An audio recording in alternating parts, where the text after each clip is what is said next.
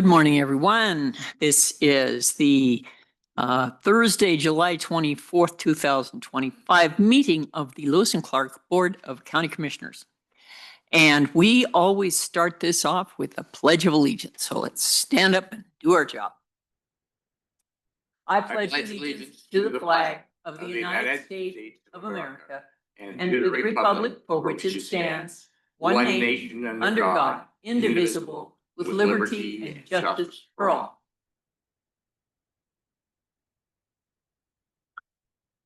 Okay, well, first I'm supposed to introduce everybody. I don't think I know everybody, but I'll introduce these people. I know them. To my left is Commissioner Tom Rolfe. Good morning, Chair Payne. Good morning, Tom.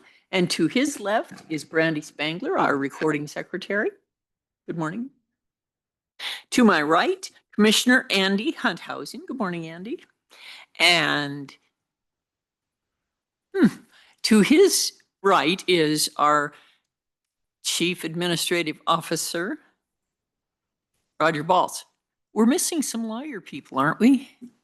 Okay. Well, anyway, that's who you've got here to do these presentations and take this important action. First on the agenda are consent action items, and usually Mr. Balls presents these. We do not have any consent action items today. So we will move right along to action item 3A, amended grant task order to Lewis and Clark Public Health from Montana Department of Public Health and Human Services, and is presented by Mr. Fred Sargeson. What is your position?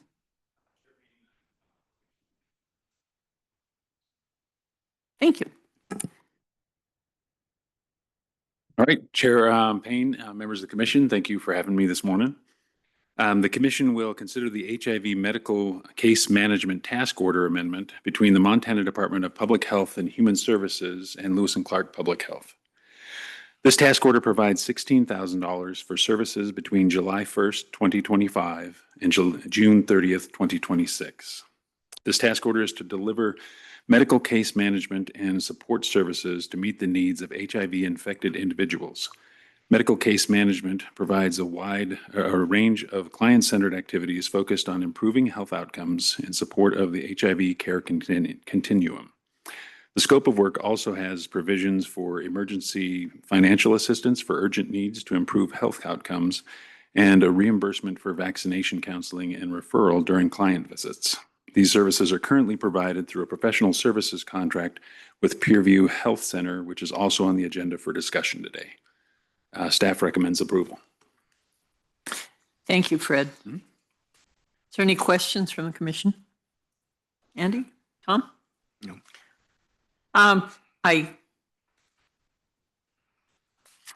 It seems like HIV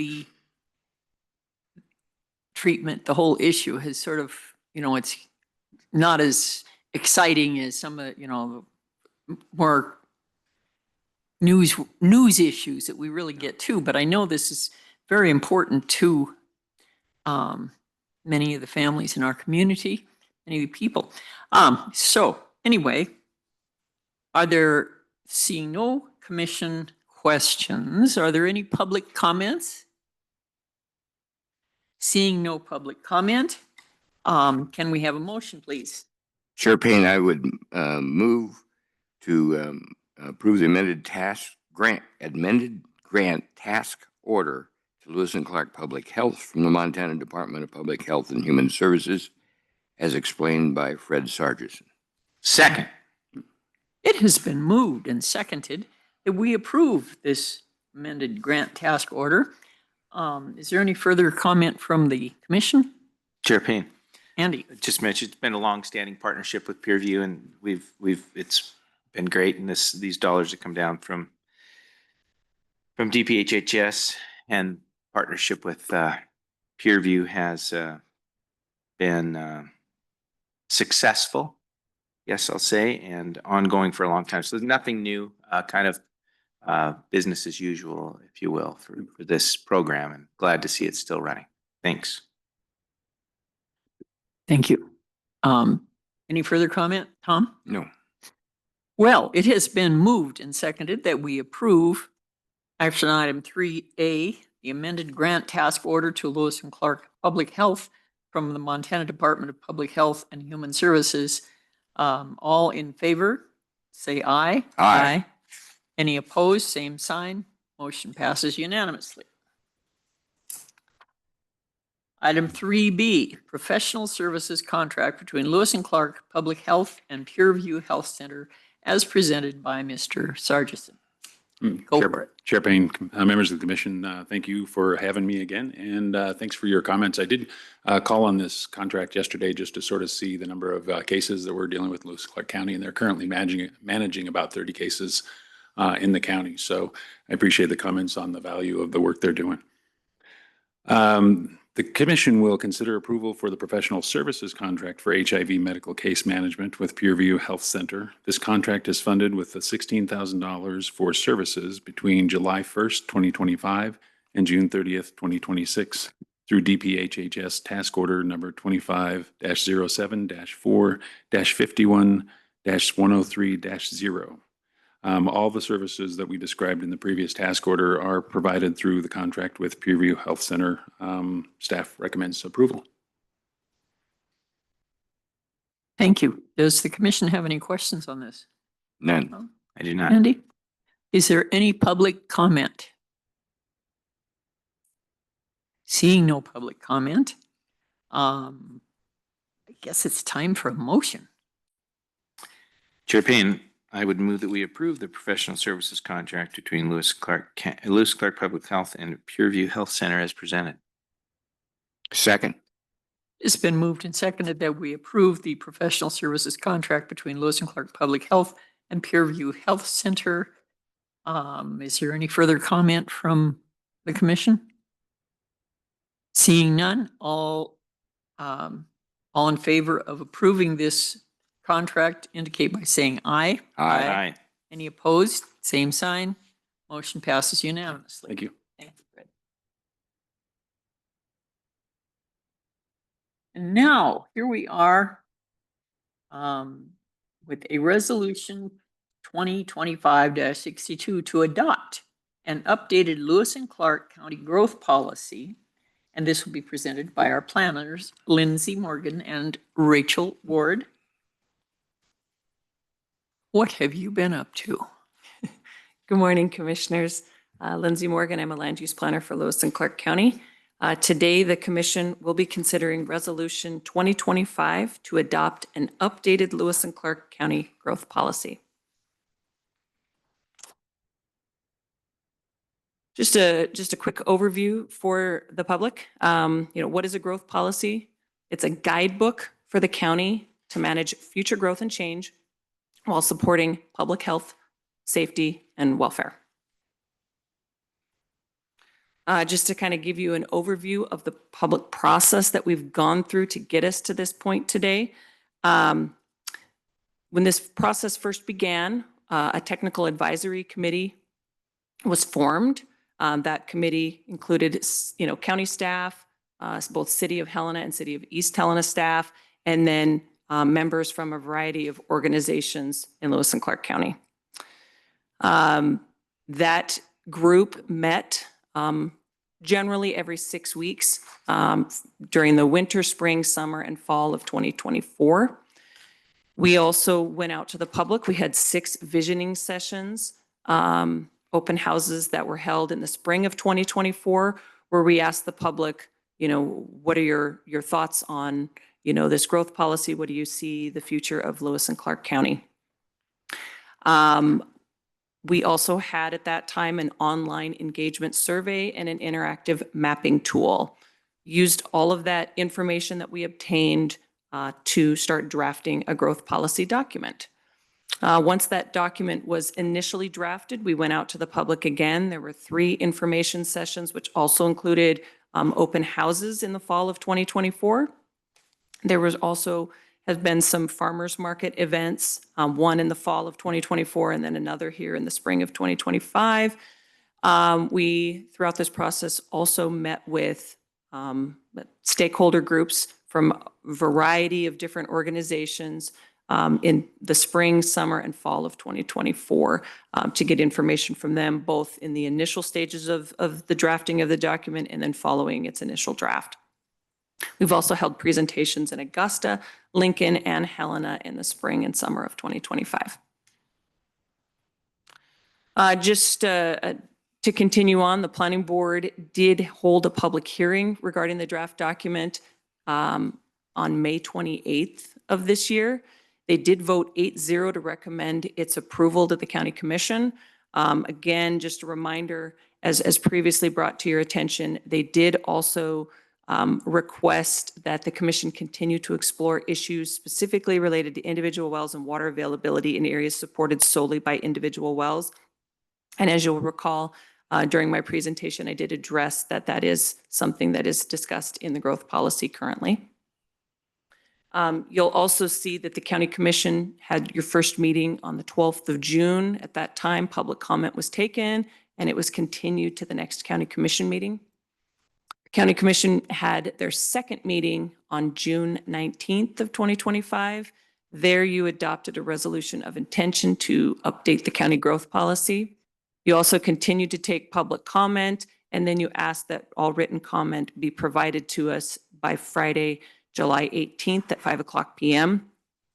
We did hold that comment period open until then, and we did receive one comment, and it was included at the end of your packet for today's meeting. And then finally, for this meeting held today, you'll be considering that resolution updating the county growth policy. That is a final resolution. The comment that was provided to us came from our Heritage Preservation Department. This was a comment that you had seen in previous packets. This comment has been updated. They did work with the Native American community to come up with a land acknowledgement that they would like to see added to page 6 of the draft document. Page 6 is just providing some history of Lewis and Clark County. They're just asking that this additional information be added to that language on page 6. That would be something that the commission, should you choose to add that, would need to make a motion to amend that document and obviously approve that motion. Another draft amendment that has been recommended by staff is to page 170. You can see that the additional language has been bolded and underlined. And essentially what it's stating is that it is important to note, however, that due to recent uncertainty around federal and state funding, many of these priorities may need to be reevaluated in light of funding availability or lack thereof. So that is something that could be added to page 170.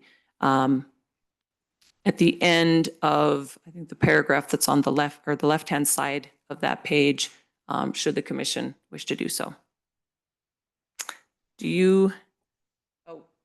Before I conclude my presentation, I just wanted to remind you that during the last commission meeting, the county commission already approved some changes to the draft document, the most of which were just grammatical or punctuation changes. Those were not incorporated into the draft document that you have today, but they will be once the final resolution for this document is adopted.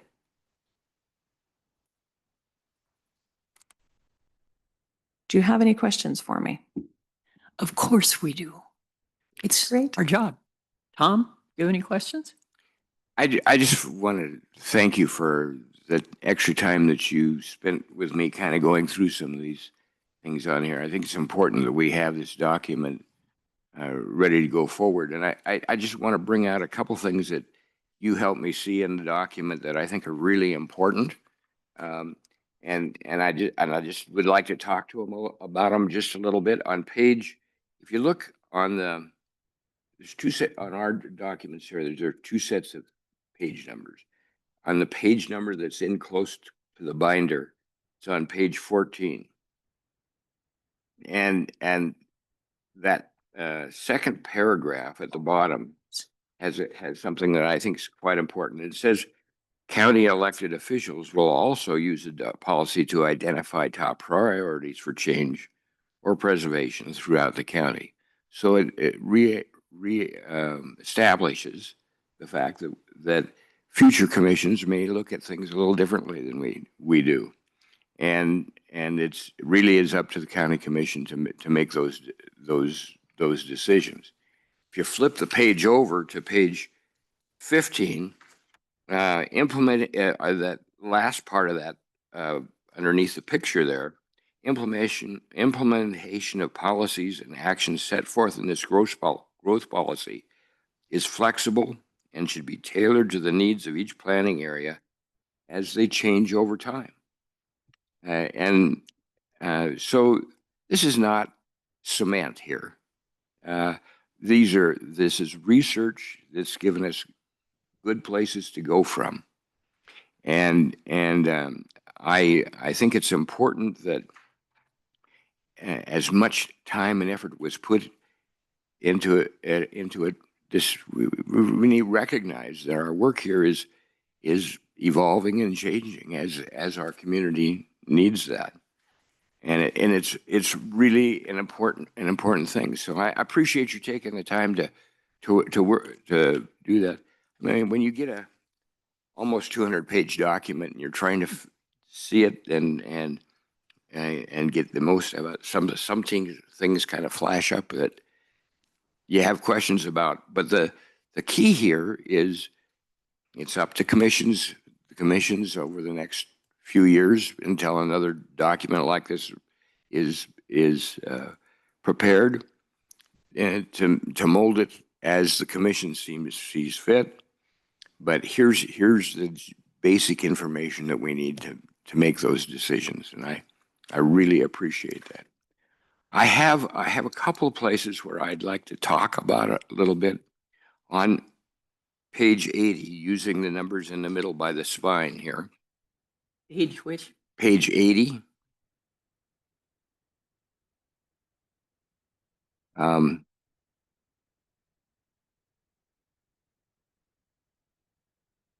They on the items on the right-hand column. I struggle with that first item on there that says the length of affordability placing. In other words, placing a higher preference on units built to be affordable in perpetuity rather than for a shorter time frame. And I struggle with that because I know of families in our community who have been able to take advantage of the effects of inflation, and they have moved from maybe a poverty level portion of our community to being well established in the middle class because of the effects of inflation.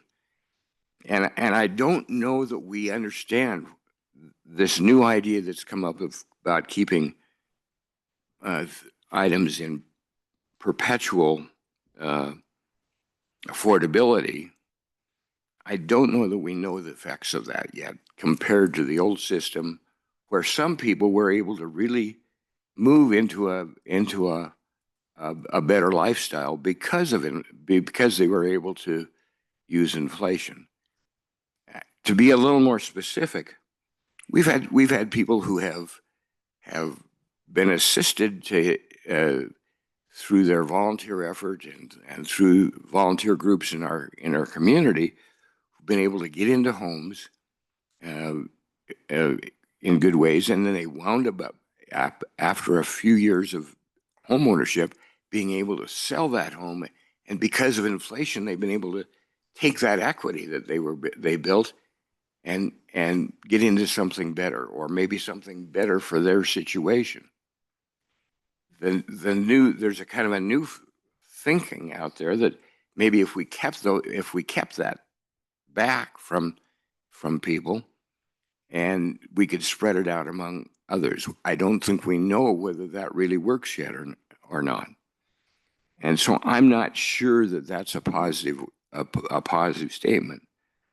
I'd be inclined to talk about maybe altering that statement a little bit to reflect that we don't know whether it's really worked, or maybe we need to monitor that thing to see whether it really works or not. And I think that's an important thing. I really appreciate these things that you gave us, you gave to me, and the ideas you gave me. In fact, some just recently. Let's go back to page number 168. Implementation, right there, top of it. I think this reestablishes what I was talking about. The first of my comments says Lewis and Clark County staff and elected officials are responsible for implementing the imperatives, policies, and actions outlined in the growth policy throughout its approximate 10-year lifespan. To implement this growth policy, the county must prioritize the policies and actions based on community priorities, funding, response to urgent needs, ease of implementation, and cost. While county priorities may change over time, this chapter will provide a framework for making these decisions. Again, it's up to the commissions, maybe after we're all gone, to make the final decision. Just because we passed this doesn't mean it's cement. And well, we've provided some frameworks for making good decisions. We've provided some opportunities for research. One of the other areas that I was interested in, if you look at chapter 5, which starts on page 118, if you'll notice, if you flip over to page 120, they start looking at key statistics. Let's go to page 124. Key statistics based on 2021. Well, it's already almost 4 years old. So there's some of these things that need to be continually upgraded. And if you look at, and if you keep flipping the pages to the different areas, planning areas, most of that information is based on has statistics that are almost 4 years old. So I think we need to continually upgrade that statistical analysis so that we're taking advantage of things.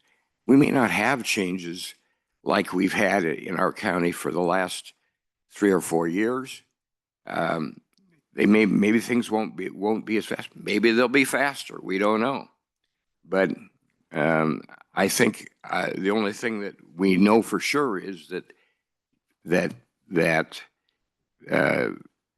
change is going to happen, and we need to be able to be resilient enough to take advantage, to analyze it properly and take advantage of those changes.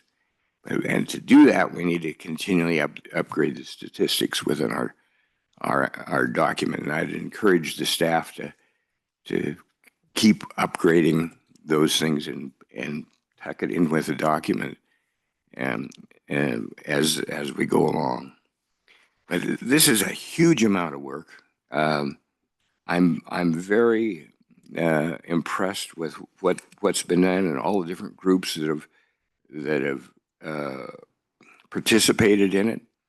And I think I came in as somewhat of a skeptic of the process, but you've convinced me that it's been thorough, and we've made it possible for a lot of people to get input from a lot of different directions, and I hope it'll help us as we move forward. Now, the two items that you listed as potential amendments, I think maybe we should at some point talk a little about those items, and if you could bring those back up so we could talk about those a little bit more. This first document is relative to the history of our county and the peoples that have lived here over the years. the great Lewis and Clark expedition from over 200 years ago. And I think having that added to it would be a positive thing. And if the other commissioners are agreeable, I would like to see that amendment added, and I would make that motion that we add that to the document. Thank you, Tom. I'd be happy to second that. For process wise, maybe we take public comment prior to adding that in, unless actually adding it in now and having it being part of the draft document, we can take public comment on the entire document. So I take that back. I second it. Ready to. Okay, just Thanks. so I understand what you're trying to do. So we've got a motion, a second. We're going to vote to incorporate this language. But I don't ask for public comment before. Well, Chair Payne, I think my comments were that if we include these draft amendments in the draft entire document, then we can take public comment on the entire document. So we'll just include it. So we're talking about one document. We've already included some other amendments.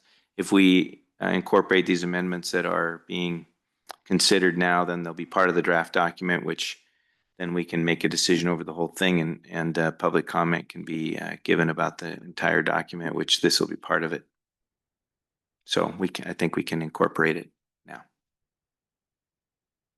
Be my thought. And I'm looking you're over welcome at to the- take public comment on it if you want. I mean, there's no hurt in doing public comment. I think I would rather take public. I mean, it's always better to have more than not more, Yep. especially on a Doesn't hurt a issue. thing. These are, and we don't want to denigrate the importance of this statement. Some people are like, who the heck cares? But there are people who really do care. And so I'm going to ask for public comment on this issue. Is there any public comment on the issue regarding this draft amendment for page 6, paragraph 2, including to include the Native American land acknowledgement?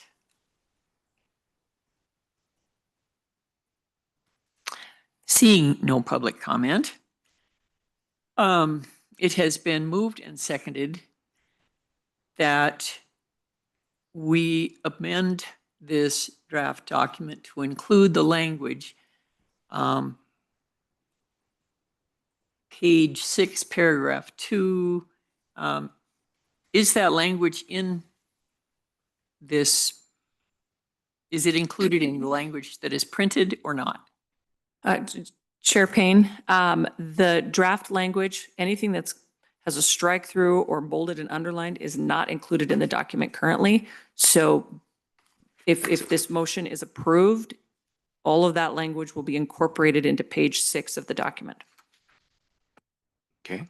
Thank you. Yes. All right. I think I have a clear understanding. Okay, it's moved and seconded to include this language. And is there any further comment from the commission? Nope. Seeing none, all those in favor of the motion to include the amendments at page 6, paragraph 2, regarding the Native American land acknowledgement as explained by, sorry, I just get all flummoxed over all this important stuff. As presented by Lindsay Morgan, all those in favor of incorporating this language into our development planning document, indicate by saying aye. Aye. Any opposed? Motion passes. Okay, Chair Payne, if I might continue on to the second draft amendment. Okay. The draft amendment adds the acknowledgement. It says it is important to note, however, that due to recent uncertainty around federal and state funding, many of these priorities may need to be reevaluated in light of availability or funding availability or lack thereof. I think that's a reasonable thing to do. It kind of reemphasizes that it's up to the commission and future commissions that may or may not include the three of us. And that I think this is an important acknowledgement, kind of ties in with some of the other things that I mentioned that Lindsay pointed out to me. So I move that we add that information as well. Second. It's been moved and seconded that we include this information or this consideration of the uncertainty of the funding situation. And just as a comment, I would point out that this amendment is going to be included on page 170 regarding policy and action prioritization. If somebody is trying to find it in the book. Let's see, it's been moved and seconded. Ooh, do we have any public comment on this? Seeing none. Further comment from the commission? Seeing none. It's been moved and seconded that we adopt the draft language amending page 170 as explained by Commissioner Rolfe. All in favor, say aye. Aye. Aye. Any opposed? Motion passes unanimously. I think that's And I good planning. if I might continue, if we roll back to page 80, that area where I think that there are the people who legitimately support the idea of perpetual affordability. There are folks who I think there's some uncertainty in my mind. I don't want to take away the opportunity for folks to take advantage of the ravages of inflation when they can. And maybe if we could just change that to say,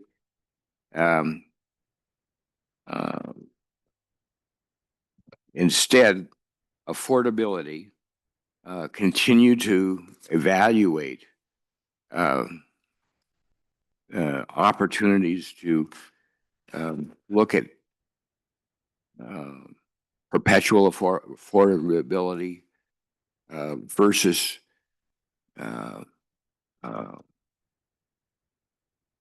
well, I want to say that.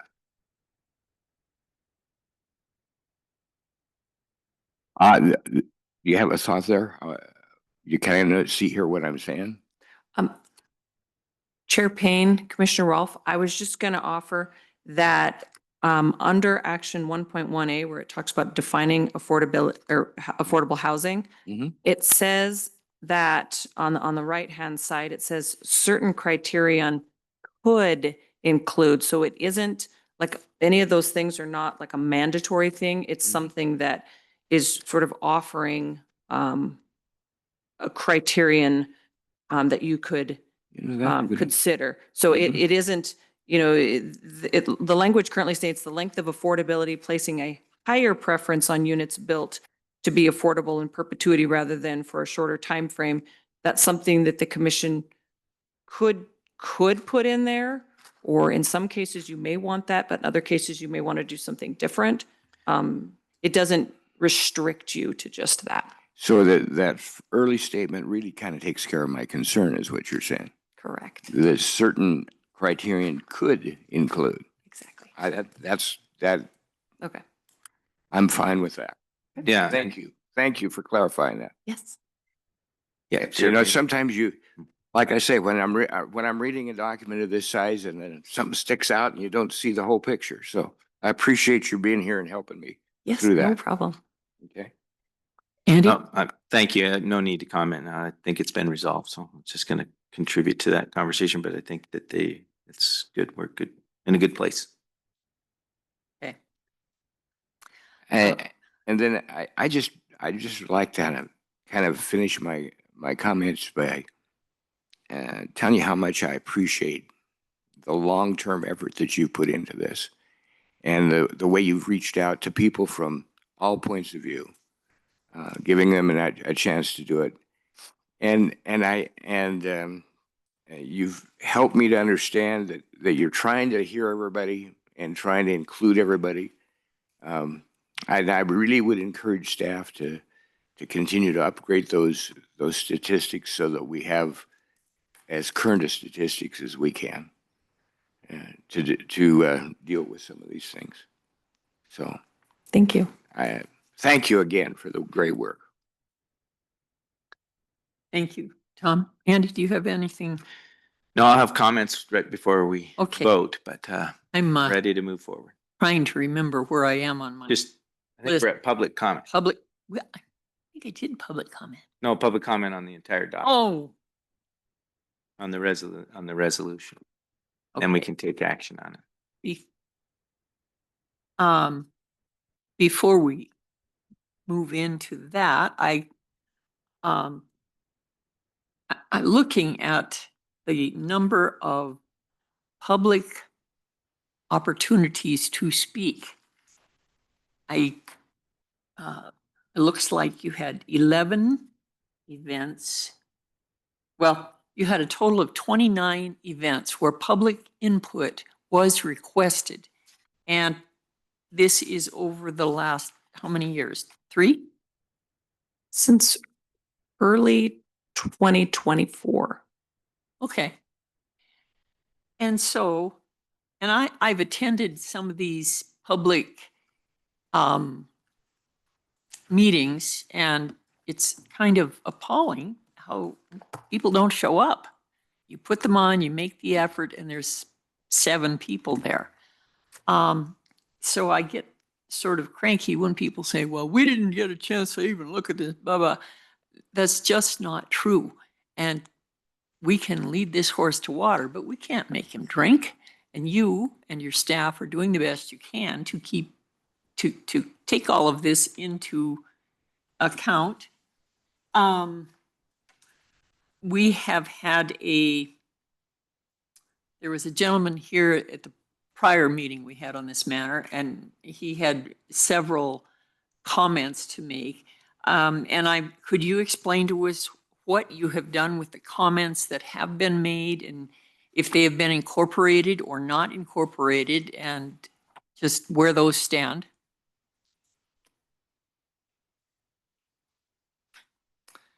So commissioners, I apologize that this slide is a little bit blurry, but essentially what we did is we had comments that came in after the cutoff for the comments that we'd received in the fall of 2024.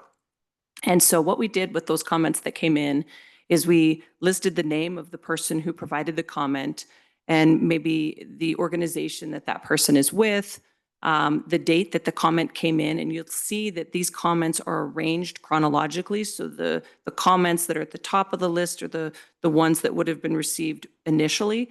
And then the very final comment that we received, which was the one regarding the Native American land acknowledgement, was the last comment that's on this spreadsheet. And the spreadsheet is 5 or 6 pages in length. We then also included the specific comment that the commenter made. And then we had a response to that comment. And then you'll see on the very right-hand side of the screen that it's whether or not the comment was accepted or not, meaning was it incorporated into the document or not. So in some cases, people may have had questions. We didn't necessarily need to make a change to the document. Maybe some of our other documents had something where we would need to make the change in those documents. Or in other cases, it might be just sort of a comment about the planning department should do this or the county should do that, but it isn't something that you would need to put into your growth policy to make something like that happen. So again, on the right-hand side of the screen, you'll see that we received all these comments, and it shows you whether or not we actually incorporated the change into the document. You'll also see that, staff's responses include, language that you just saw with the draft amendment that I presented earlier. It shows bolded and underlined language being stuff that you could incorporate in, and also strike-throughs for things that you would remove. So if there is a yes there, it has already been incorporated into the document. If there is a no, it meant that it didn't. In some cases, you'll see a yes and a no because maybe it was a two-part comment. You'll see as you kind of go down further into the spreadsheet that under accepted, there is, it's blank. And the reason that it's blank is that it's something that the county commission would then need to consider whether or not you wanted to put into the document. So I presented 2 draft amendments that you could consider, and you put those in. So when I would actually update this spreadsheet, and I will say yes or no for what you did. I did incorporate the grammatical and punctuation changes that you made at your last meeting. So that's how we've addressed the public comments. So all comments are in there, and I've talked about how we've responded to them and whether or not we incorporated the change. Do you have any questions on that? Thank you. Lindsay, and I also want to thank you for providing me with a large print edition so that I could see it, so that I can actually read it and understand it. You're welcome. This is important information, and it's important that we don't just, glaze over it and say, oh, it's got to be good. Lindsay gave it to us. We need to review it, make sure this is where we need to be. So thank you for this for me. Okay.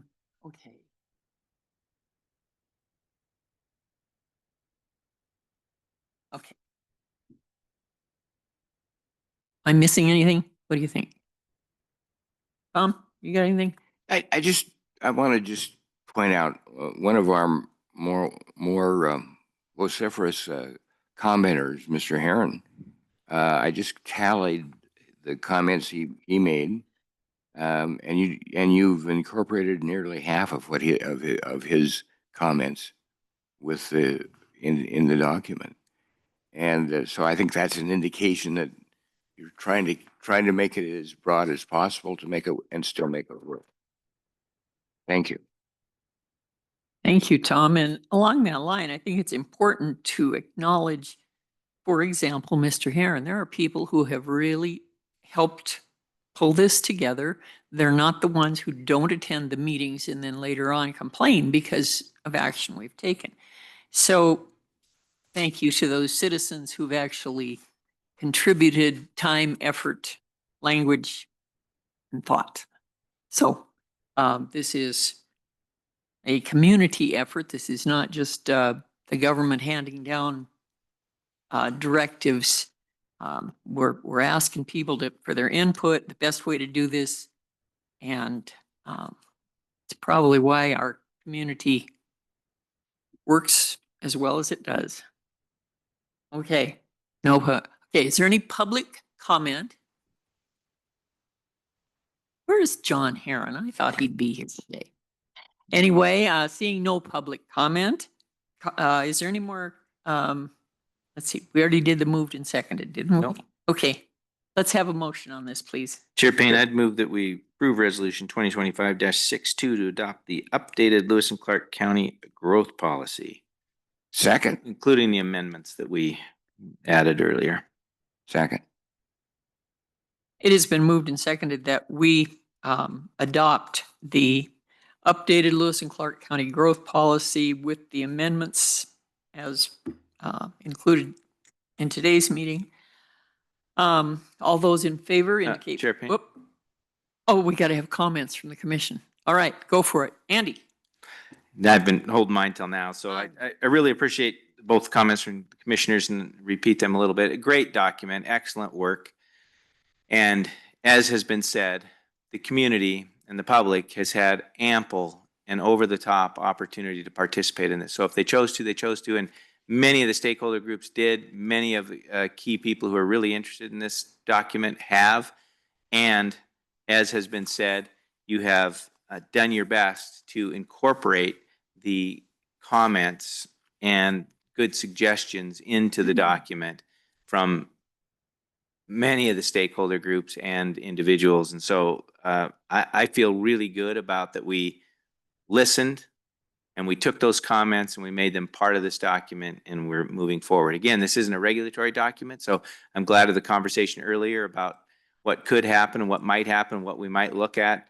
But when we get down to the regulatory documents that stem from this growth policy, that's where we really get down to the nuts and bolts about specifics. So I am very much appreciative of your hard work, the entire staff and the people that have worked on this. I know that the attorneys have looked at it.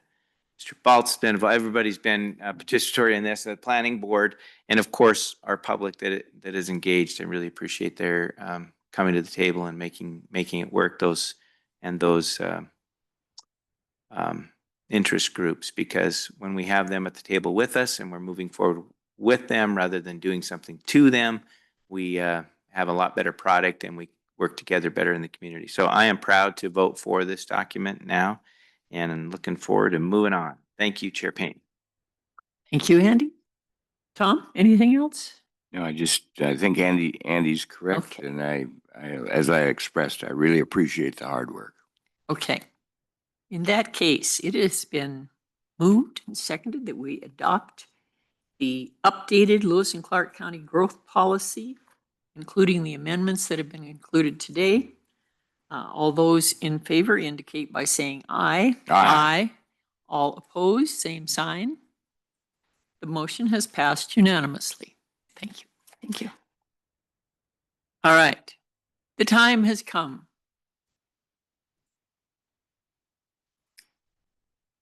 We have people in our audience who have not spoken. I'm a little worried about them.